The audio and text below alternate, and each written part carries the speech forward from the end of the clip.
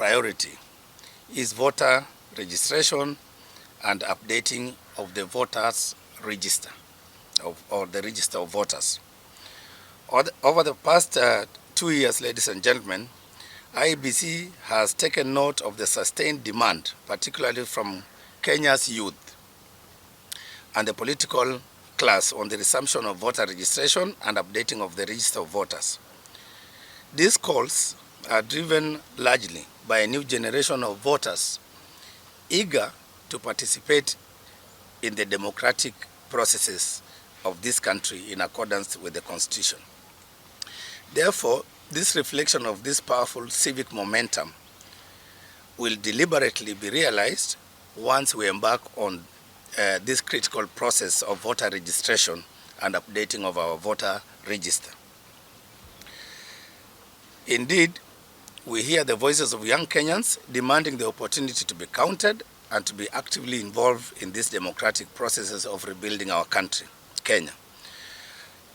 In that regard, IEBC has been laying, from the work of our Secretariat and now the full commission constituted, has been laying the groundwork for the resumption of voter registration to ensure that no voice or no voices are left out. In line with our constitutional mandate, therefore, we reaffirm that the credibility of any elections depends heavily on the accuracy and integrity of the voter register. A clean and inclusive register is not merely administrative. It is the foundation of free, fair, and transparent elections. The Constitution under Article 88(4) A and B provides for the continuous voter registration of all eligible Kenyans and the regular revision of the register of voters. That's a constitutional mandate and requirement. The public and stakeholders are requested to note that the registration process, as provided for in law, was temporarily suspended through a gazette notice to pave way for the compilation of register of voters and the conduct of the 2022 general election.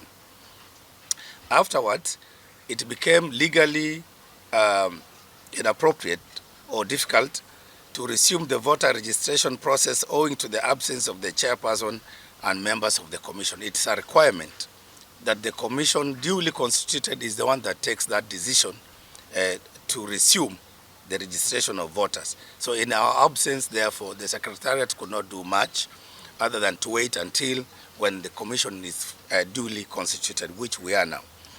The IEBC is currently finalizing internal processes, and we will, in the month of August, next month, 2025, announce via gazette notice the timelines for resumption of continuous voter registration to allow eligible citizens of Kenya to register as voters. The Commission therefore encourages continued civic engagement, and we pledge to keep all stakeholders informed as these developments unfold. So we'll share with you our plan once we approve and gazette it and communicate it again through the media. Our priority number 3 is targeted voter education and structured stakeholder engagement. One key lesson, ladies and gentlemen, from the 2022 general election is that voters and stakeholders yearn for more education and continued engagement in the entire electoral cycle. Additionally, most of observer missions of the 2022 general election recommended that IEBC needs to ensure electoral information is readily available to voters in all available formats and spaces. What this therefore means, ladies and gentlemen, is that when our voters are adequately informed, they will make informed choices at the booth while marking their ballots. This is not only the desire of the Commission or every other Kenyan, but it is a constitutional imperative. Article 88(4) G of the Constitution of Kenya 2010 mandates the Commission to conduct voter education. Therefore, it's a constitutional requirement. As a matter of priority, in a bid to enhance transparency in our processes, and therefore this commission will amplify stakeholder engagements to appraise the public on all our programs, our plans, and our activities. And furthermore, we shall proactively conduct targeted voter education in all electoral areas. So it's our constitutional mandate to inform the public, to engage with the public in all the electoral areas and targeting all our categories of our voters, including the youth, people in marginalized areas, women, people living with disability, and all other categories of our voters. Priority number 4. This priority is on boundary delimitation. Taking into account the constitutional obligations pertaining to the review of our electoral boundaries, the IEBC wishes to update the public on the status of the delimitation process for constituencies and wards. Following a mandated timeline, which is outlined in Article 88(4)(c) and Article 89 of the Constitution of Kenya, the Commission acknowledges the delays in our second boundary review. You know, after the enactment of the Constitution, we did the first boundary review, and we were due to undertake the second boundary review. And this second boundary review was due by 6th March 2024.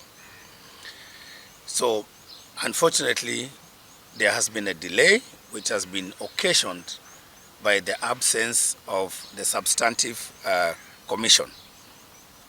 But now that the commission has been duly constituted, we would like to inform the country on the way forward on this matter of the Constitution. So, as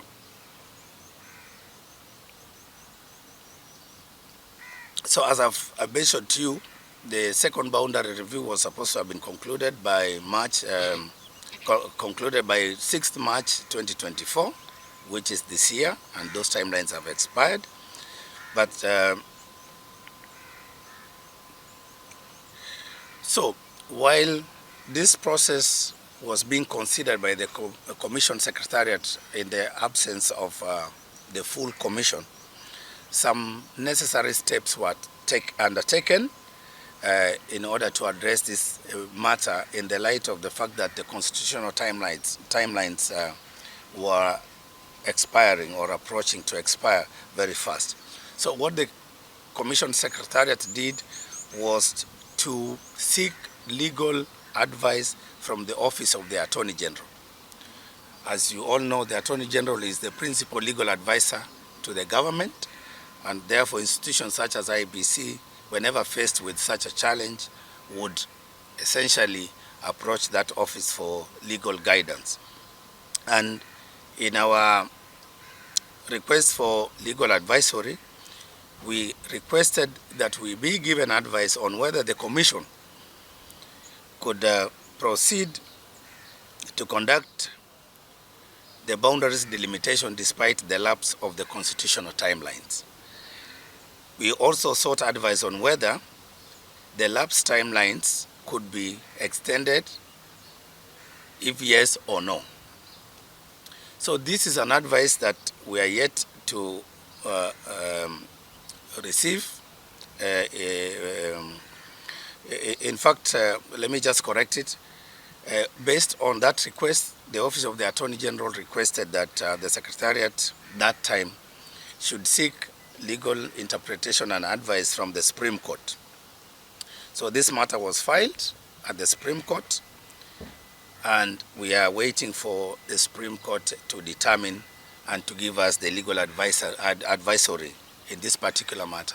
And once we receive that legal advisory, we will work with other stakeholders, because it's an issue that requires consultation with various stakeholders, including Parliament, the political parties, and of course the citizens of Kenya. Well, thank you for that question. I think very important and critical at this juncture.